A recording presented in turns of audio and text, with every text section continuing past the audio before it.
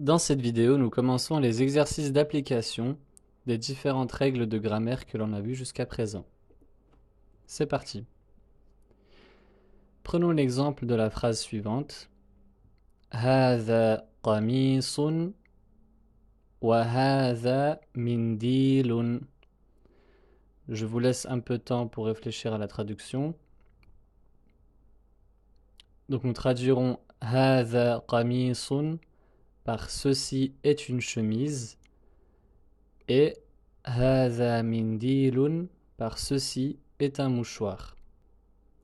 Tout d'abord, vous constaterez que les phrases sont croisées entre le français et l'arabe. Donc j'ai marqué les phrases ainsi que leur sens d'une seule couleur afin qu'on les identifie plus facilement, puisqu'en arabe on écrit de droite à gauche et en français inversement. Ensuite, vous constaterez que l'on a introduit une nouvelle particule qui est la lettre wa et qui veut dire et en arabe.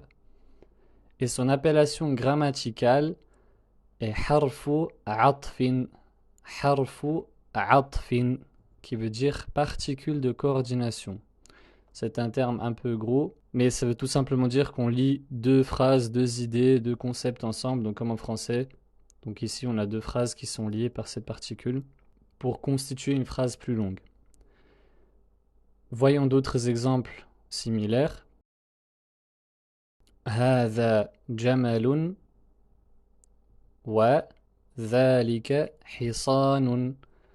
هذا جمل وذلك حصان. Je vous laisse un peu de temps pour la traduction. Donc on traduira هذا جمل par ceci est un chameau et ذلك حصان. Attention puisqu'on a utilisé ذلك cette fois-ci. Donc on traduit par cela est un cheval. Ensuite هذا بيت وذلك مسجد.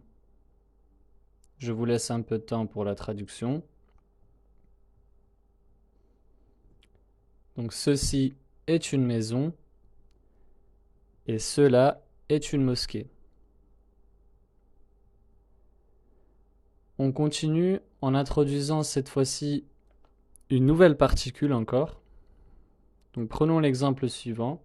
Nous sommes à côté d'une maison et quelqu'un nous pose la question suivante. أهذا بيت.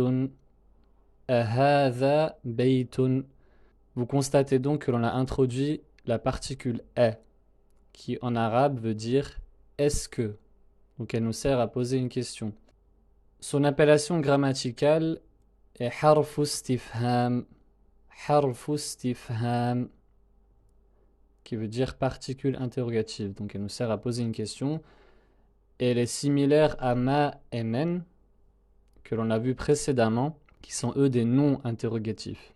La différence subtile entre les deux viendra plus tard.